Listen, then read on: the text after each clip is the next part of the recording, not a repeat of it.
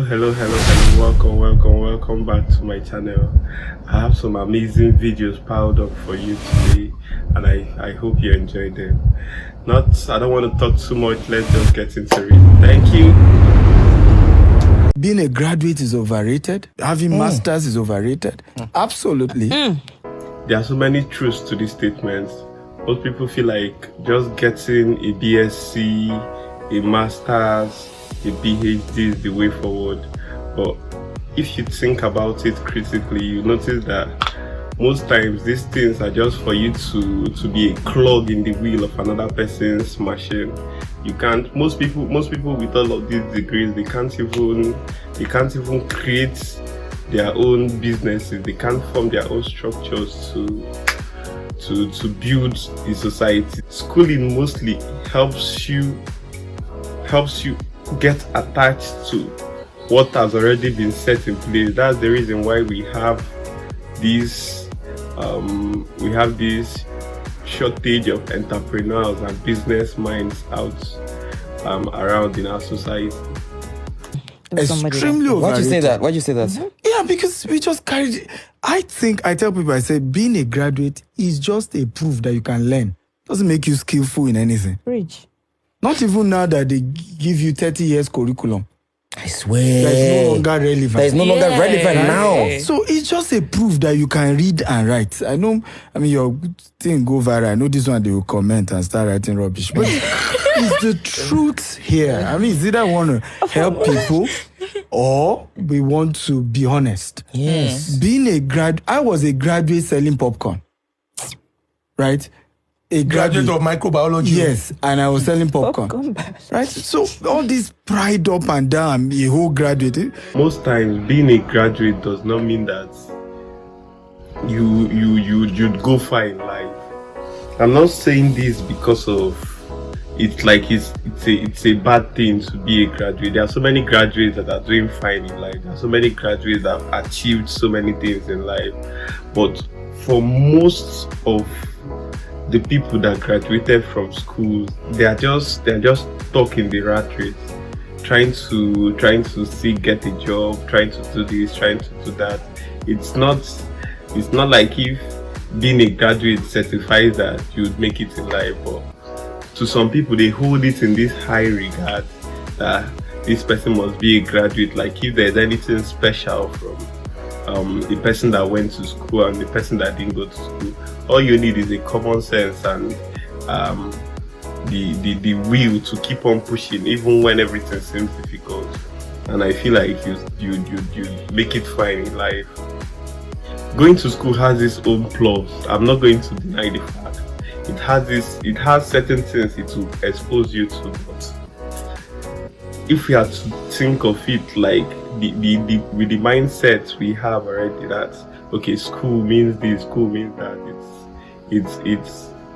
it's not really worth the hype. It's not really worth the hype at all.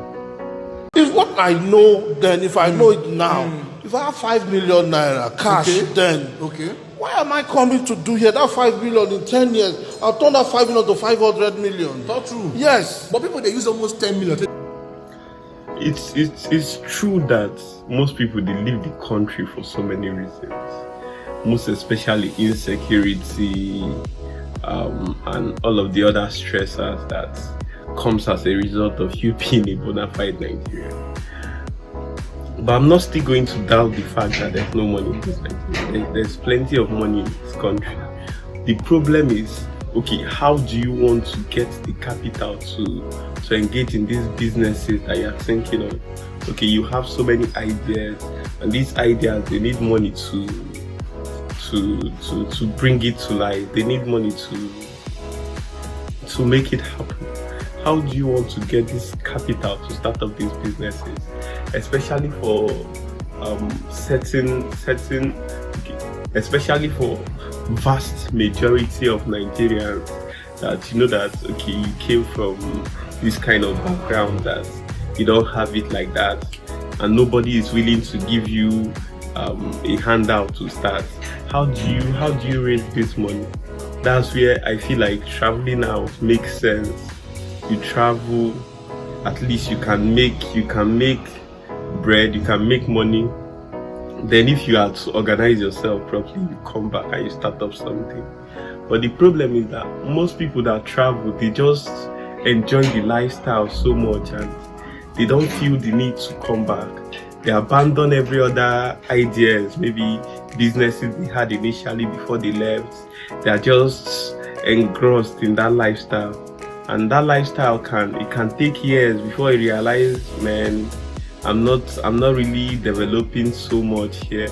I'm not really doing this, I'm doing that. I'm not saying that it is for 100% of the people that are there, but for at least majority of the people there, they are just living a mediocre life. They are not suffering, but they are not living as big as they should if they were maybe investing or transacting in Nigeria. That's just what I feel. They do visa because they are misinformed. Even if it is only farming, going to fish farming, going to pig farming. You know, Nigeria now, our soil, our land is so fertile. Everything can grow in Nigeria. Everything can grow in that land. If you have 5 million, 10 million cash, you won't go sell and so you won't take and go pay for visa. But another thing that you still need to take into account is that most people, they don't have this money like this to travel. Most times when they want to travel, family and friends, they chip in. This person brings this amount, that person brings this amount, and they come together to make sure that that person travel. They call it jackpot. They call it escape. They want to escape the country, but they don't think of you starting up a business in that same light, because most times than not, they won't really come together for you like that, especially when it comes to like setting up your structures, especially when you've not started production like that, when they've not started seeing results. Even sometimes when they see results, they won't still come together to give you that kind of assistance. But there's this feeling at the back of our mind that once a person travels, the person's life has changed. The person is better than most other people that are in the country. That's just this mindset we have at the back of our minds. Man, you did that money in 10 years time, you go turn out to 500 million easily. So who even get 3 million self not supposed to come out from Nigeria and say one jackpot? Do you know the population of Nigeria we get? Even if now pure water factory if it to they can set up, in 10 years time you don't get another 2 factories. Not true. Even if now Mawa Keke take that 3 million buy, in 2 years time you don't buy 2 more. And what are we talking about? Come here, come do it. Come start life again. Come they wake up by 4 a.m. They go do one fabric work.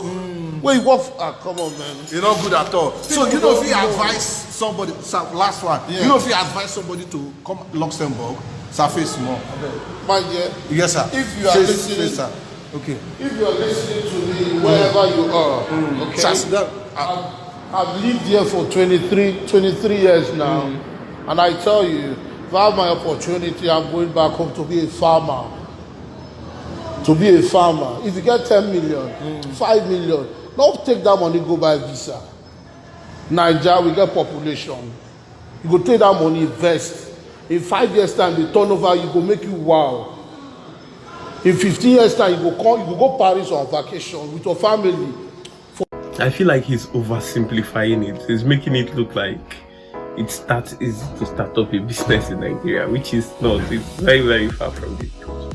I still believe that it's easier to set up a business here in the country than outside, but it's not that easy to set up a business in Nigeria because of the red tapes everywhere. Before you do this, you have to pay for this, you have to settle this person, you have to do this, you have to do that.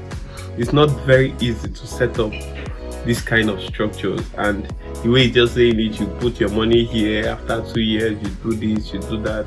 That's not how it works. That's not how it works. We all know at least for the few that have dabbled into investing your money in certain transactions or in certain businesses, we all know how risky it is, and the likelihood of it succeeding and failing. At least we must have done our visibility studies to ascertain these things before going into it. He oversimplified it. Though I agreed with many of the things he said, but there are certain things I still don't really agree with. Right. You know? So, yeah. I was going to say, in addition to what she said, right? You need to understand that most of the Nigerians who go abroad to seek a better life, they don't want to be billionaires.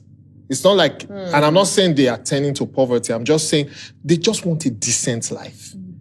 This was the exact same thing I was saying in the previous video. Most times when Nigerians travel, they just want a stable life. They just want a predictable and a comfortable life. Somewhere that they can relax and know that yes, everything works. Because in this country, it's very chaotic. There's nothing certain. There's nothing that is a given that, okay, for sure, this is going to happen like this. This is going to happen like that. It's always a, would it happen? Would it not happen? There are so many likelihood of things going well and things going wrong, no matter how you plan it, because of the volatility of the country. It's always bouncing up and down, up and down. They just want to be able to wake up and know that their life is not in danger. If you know what I mean. Yeah, I get Wake you. up, know that the bus or the train, I can get it by this time. If I miss it, this is the next one. My kids in school know that if their light is functioning at home, there's security. If they call 911 or call emergency services, that's just what people want. Majority, a decent life. And if your bills every month is £500, yes, you can budget. This is another thing about Nigeria. That you bought something for 1,000 naira today does not guarantee that you buy it for 1,000 naira the next day. There was a time back when I was in the place I used to work. In the morning, the price in the morning is very different from the price in the afternoon, which is different from the price in the evening. That was when dollar was really, really moving up and down. You call somebody in the morning, ask for the price of a good, they will tell you, okay, this is how much we sell it. If you want to buy it, better pay the money now, because we are not guaranteeing you that maybe later, maybe in the next 2 days, in the next 3 days, when you call back, you are going to get it at this same amount. It's always moving. And when I say moving, it's not like if it is reducing, it's always adding and adding and adding. That's the crazy thing about the country that we live in. Plan for £500. For me, sometimes I'm in my office and you just see somebody walking. We're from this I want to cut lights. government parastatal. Okay. Come and pay for this. You pay for parking and this. I'm like, but this is my space. Pay for sticker. You have to pay for parking Yes. in your space. In my They do space. that. I said, this is my space. I said, no, from here to here. No, but I'm the one that did that place. It's not the government that did it for me. Wow. Oh, you have to pay television and radio license. Okay, for each store. Do you use the TV? We don't even use wow. I mean, when you're saying radio and television license, It's for streaming. what TV station are we watching here? I'm literally with this TV, buying my Cable. internet, providing everything. So why am I paying the license? Paying for the device. Before you know it, they'll say, oh, it's just one thing after the other. Please, I'm still struggling to make sure that, my books are balancing. And you people are here. And then you hear tax. Okay, this one is Lagos State. This is LIRS. This one is FIRS. It doesn't end. It doesn't end. And they would force and impose themselves on you. They don't care how your business is doing, if your business is struggling, whatever.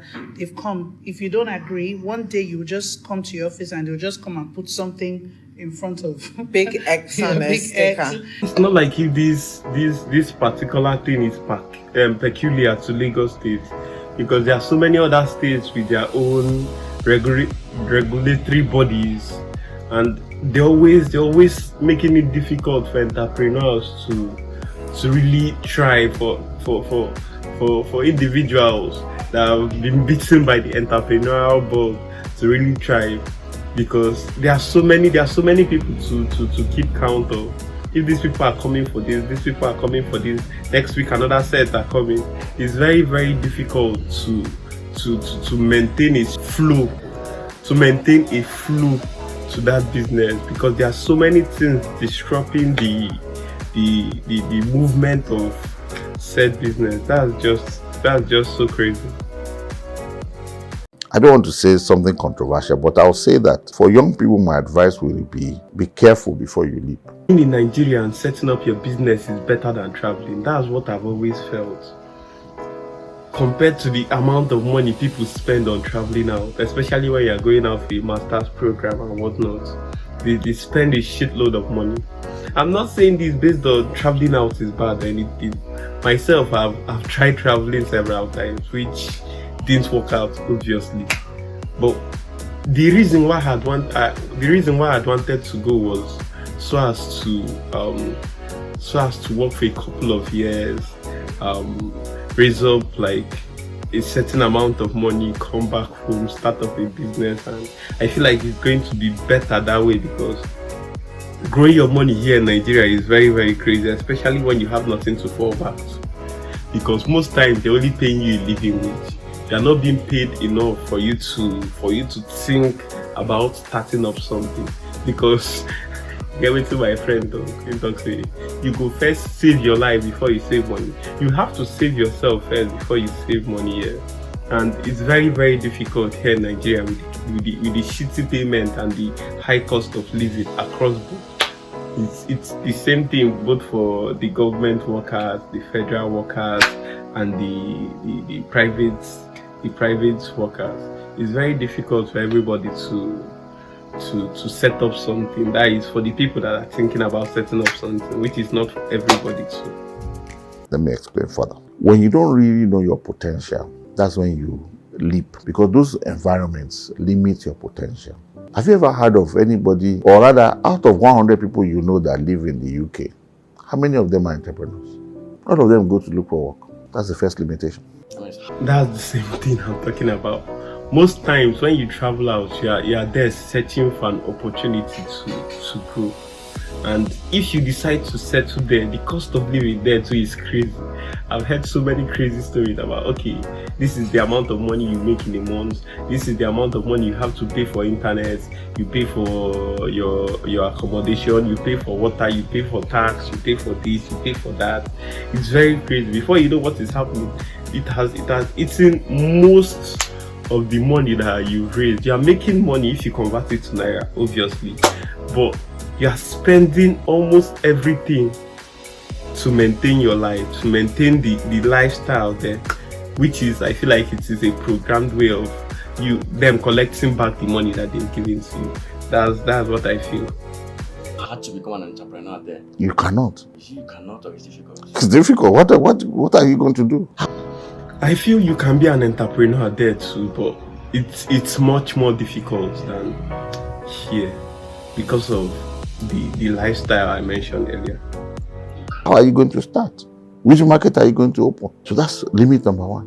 You know limit number two? You start working in a place today, they're paying you £2,000 a month. 25 years from now, they're paying you £3,000 a month. So in 25 years, the growth in your salary is just £1,000. So look very carefully before you leap. You know problem number three? They're paying you £2,000 a month. You convert it to Naira, 1.6 million Naira. That looks very good. Then you now go and look for a house to rent. And you see a space that is not as big as this. Just this room, maybe half of this room. And they tell you it's £700 a month. That's not inside central London, though. When you're inside central London, Manhattan in New York, a space like this is almost $4,000 a month. So that's why I say, look very carefully before you leap. So 3 things I've mentioned now. 1, potential. You can't be an entrepreneur. 2, your salary is not going to increase any marginally for the next 30 years. 3, your costs very high. And in fact, number 4. That cost part is crazy because you have to work your ass off just to live, just to maintain that lifestyle.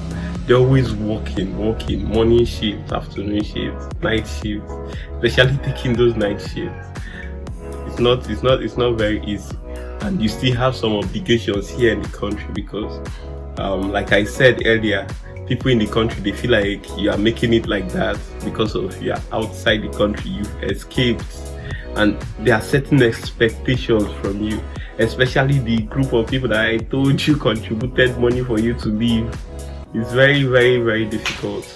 Having to maintain that lifestyle, having to service the family and service friends while trying to build something for yourself. It's not very easy. And I always tell them anytime I get the opportunity that, man, I try. It's not easy. It's not easy anywhere. Though I know that we in the country we are not having it easy, but we can manage in a way, just like they are managing.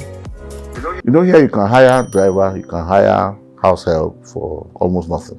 My wife's cousin just left us. She went back to London yesterday. When she had her second daughter, stopped work for 6 months. When I asked her, she was like, look, the cost of hiring a nanny to take care of my daughter was almost the same as my salary.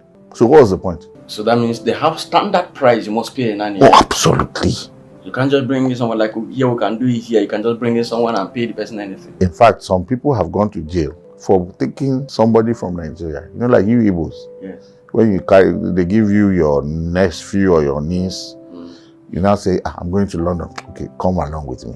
And then that person now gets to London and now is exposed. Person now walks into the police station that my auntie brought me to London, and all they are giving is sending £100 to my parents every month. That they have been it is slavery. That person is going straight to jail.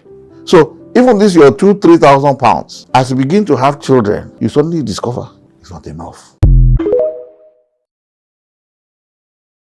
The having children parts with the working all day part, I don't know how they balance it. That's why most times you see guys that have traveled for over 5 years, 10 years, 20 years, they are single. They are constantly growing older. They are single. They don't have anything in the country. They don't have anything there. They are just working, surviving. At least they have good pictures though. They have very nice pictures, which is very crazy. I came in here as a student. I had to learn how to barb here in UK. I had to learn how to do cleaning here in UK. I had to learn how to do grass cutting here in UK. And I had to learn how to be a carer in UK. Not everybody gets to learn all of these things within that short period of time. It all comes back to who are you as a person? Who are you as a person? I came in 26th of December. I started my school. We resumed 22nd of January, 2024. Within 3 months, I started barbing in UK. Wow. Within that period, I started cutting grasses in UK. Within that period, I started doing cleaning in UK. That is it. So wherever UK has brought out different versions of you. Yes, exactly. That's what they say sometimes about pressure. Pressure tends to bring out things that are locked within you. That's why sometimes it's good to embrace it and just delve into it and see what comes out. Go for cleaning. People were like, wow, please, they keep on referring me to. Right now, I'm trying to create my own business because people have started calling me for those kind of jobs. Do you get embarrassed doing all these menial jobs? Why will I be embarrassed? Where I'm making my money? No, I can't be. I'm not.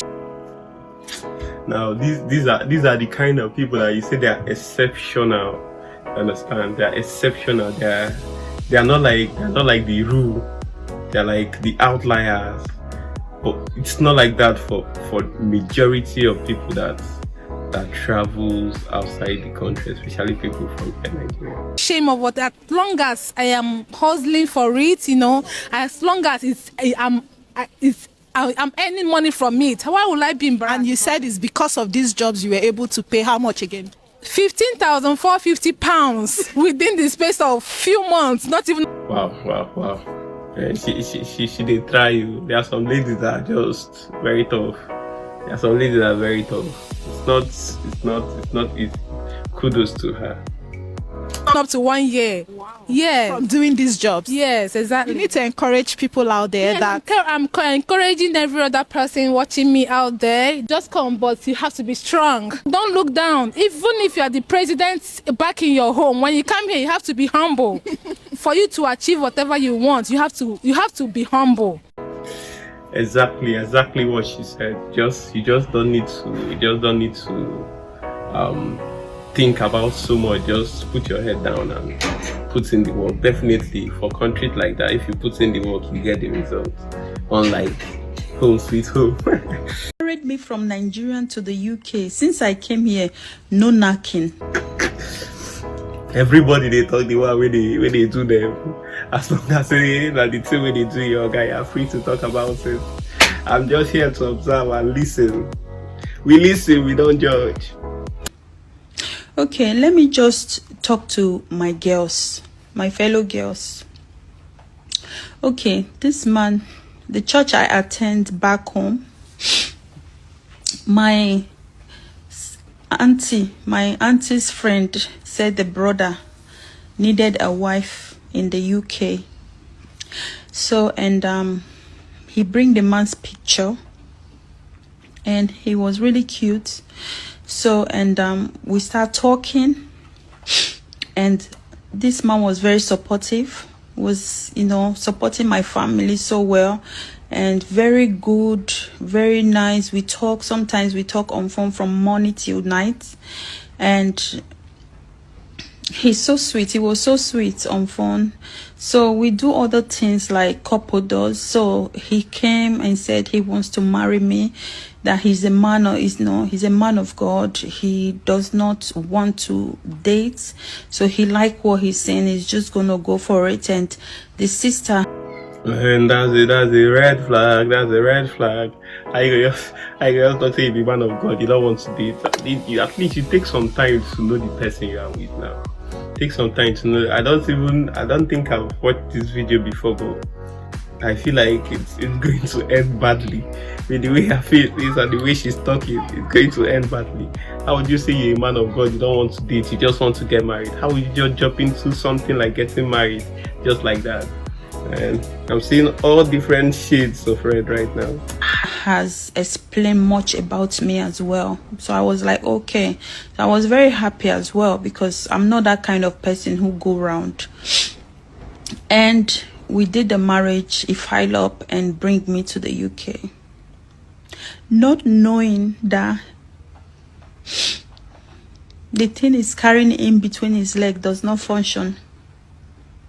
I've been with him now in the UK here for 8 months. 8 months. But I don't have a problem with you getting married, even if you have erectile dysfunction or any other sexual whatever. But at least you should tell your partner. This is not something you say that you want to hide. You keep on hiding, because they definitely will discover it. It's better for you to just come up front. Okay, look at this is how I am. If the person wants you, the person wants you. If the person does not want you, good. You figure yourself out. But I still have this belief that there's always a person for you. There's always a person for you.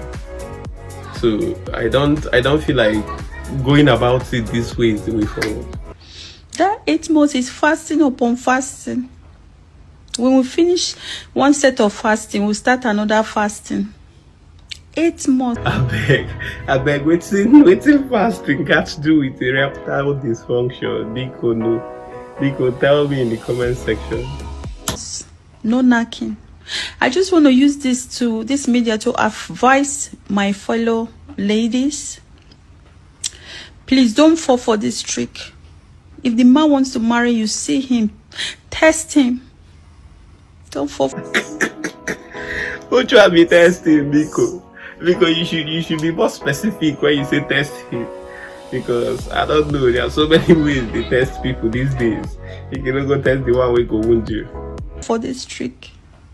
Now I don't know what to do, because I don't know if it's not working, or if it's working, or we are just following the word of, praying and all that, doing fasting and all that. If it's because of that, 8 months, no knocking, no jiggy for 8 months. 8 months, no jiggy. I'm tired. Oh my God. The way she ended the video, it's pure gold. Tell me, 8 months, no jiggy. But you as a man, you're supposed to come clean now. You're not supposed to let somebody tell you this kind. you know that, okay, whether be it the micro PDs, be it erectile dysfunction, be it that you have a very huge junk, at least that's something you tell your partner, especially when you are in a long distance relationship. I feel like these things only fly when it's long distance, because there's no how you be with your partner and you won't notice this thing, at least in the first few months of the relationship. So that's that, and we've come to the end of this video. Thank you. I hope you enjoyed this. Please like, subscribe, and stay tuned for more.